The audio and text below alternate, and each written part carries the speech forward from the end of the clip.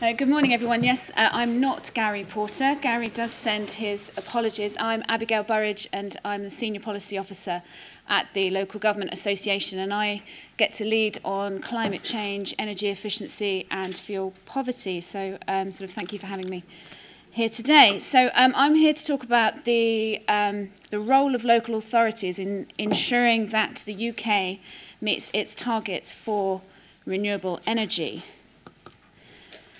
I think the first thing to say, and I will be delivering this as Gary's presentation, so it's slightly political, is that councils are no longer in the business of just delivering national objectives and targets. I'm sure you've all heard that Eric Pickles sent out a letter to say that the national indicators have now been abolished.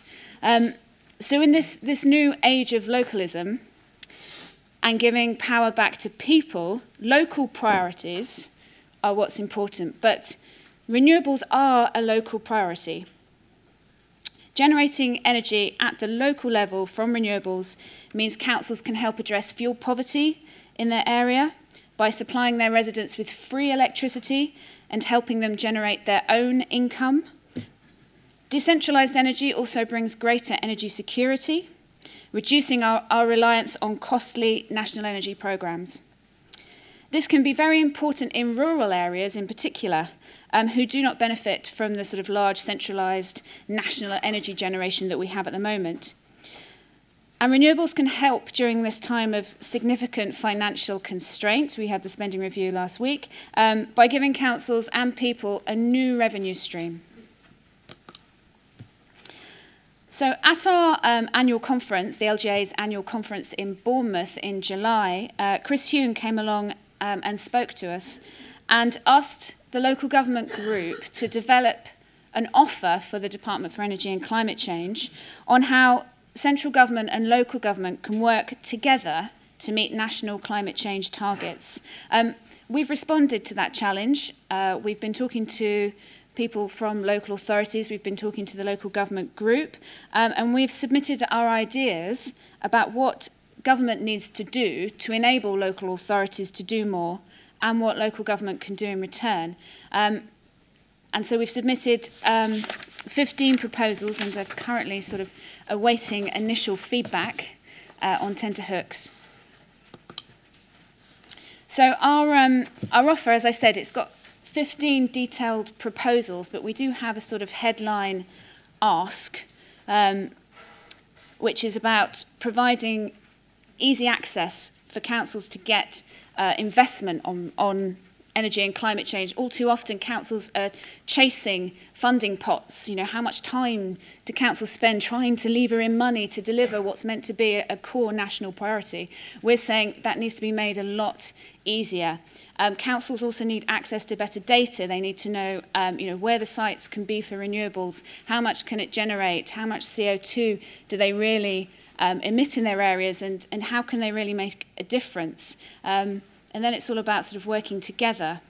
But in terms of our 15 proposals, we've got one proposal that's specifically on renewables. And what we've said to government is that we believe that if government provides information to develop the local evidence base for renewables, creates an appropriate licensing system for councils to sell electricity, because yes, you can claim the feed-in tariff, but what about municipal energy companies? You know, now that you can sell, how about actually setting yourself up as an energy company and developing those energy services companies to do that as well? As I said, provides an easier way to apply for funding, and enables councils to negotiate local tangible benefits in exchange for renewable installations. Then local government will be able to develop renewables for the benefit of local people, work in partnership to achieve the national energy targets. And in terms of what the local government group itself is looking to offer, we're saying we want to sort of provide you with some tools such as standard procurement guidance, procurement frameworks, sharing good practice, sharing advice from leading councils and experts, and also talking to Ofgem and sort of getting Ofgem up to speed on how local government works, which could be a challenge. So yes, councils as energy generators, this is maybe a brave new world for the sector. We were really pleased with the announcement that councils were able to sell electricity and claim the feed-in tariff, but this means they're just like any other organisation. There was a specific piece of legislation that prohibited councils from claiming the export tariff, from selling electricity to the national grid. And now that that's been removed, we're just like housing associations and everyone else. We can now claim the full extent of the feed-in tariff, but perhaps even sell electricity, as I said. And this could be a great opportunity for councils to meet local objectives. We are encouraging councils to develop in renewables themselves and not necessarily go for the rent-a-roof schemes, generally because at the moment, and we were really pleased that the feed-in tariff wasn't reduced, as we heard rumours in the press, because councils can borrow at the lowest rates. I've heard internationally, but I'm not sure that's quite right, but you can borrow at the lowest rate, certainly in this country, although I know prudential borrowing in the spending review did go up by 1%. But if you're looking at solar panels, I think that's about a 7% payback. So in many cases, that's better than the money sitting in the bank. Instead of it sitting in the bank, talking to your finance officers and saying, this could give us a better rate of return than what we're doing already.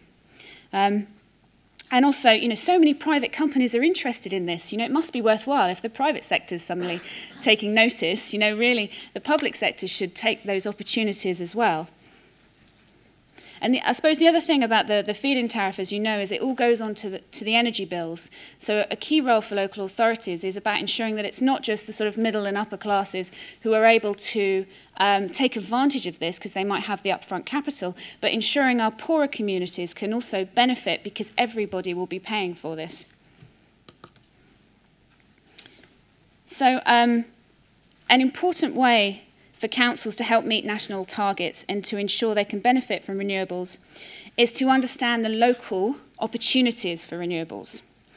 We need to move away from chasing high-level targets and actually see, again, where are the local opportunities? How many south-facing roofs do we have in our area? Where can we put these wind turbines?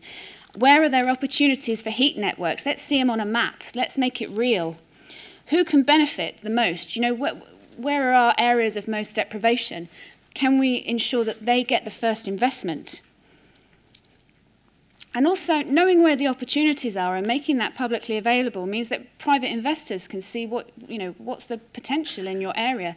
And also community groups as well can, have a look and say, oh, this sounds really exciting, or we're not too sure about that, we're not sure that's in the right place, and we can have a much more open conversation about the opportunities for renewables in our local areas.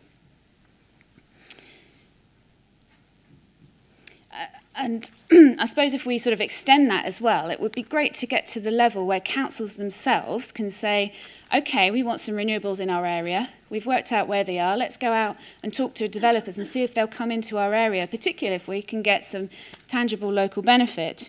We do welcome the announcement that councils will be able to keep the business rates from renewable energy installations.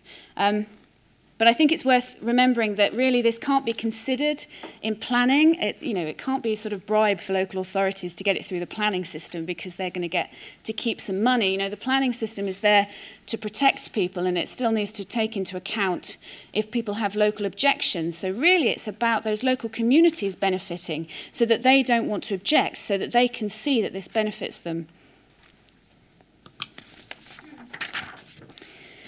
And I think what makes people really interested in renewables is the idea that they're using the energy that's generated just down the road from them, that their energy is clean and green, and that they're making a difference, and perhaps that they're even making money out of renewables. If communities can own the schemes themselves through community shares or other ownership things, and Energy for All have got some interesting models that are going on, then they might be much more motivated to sort of allow these things into their local areas and be more positive in the planning system.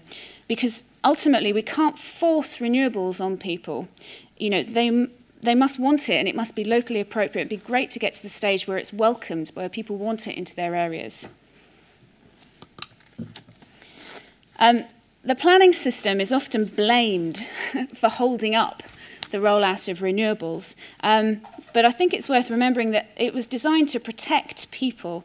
But the planning system as you know, is changing, is becoming much more decentralised. We're in a bit of a state of flux at the moment to find out exactly what's happening. But it does mean that local buy-in and support from local people will become increasingly important.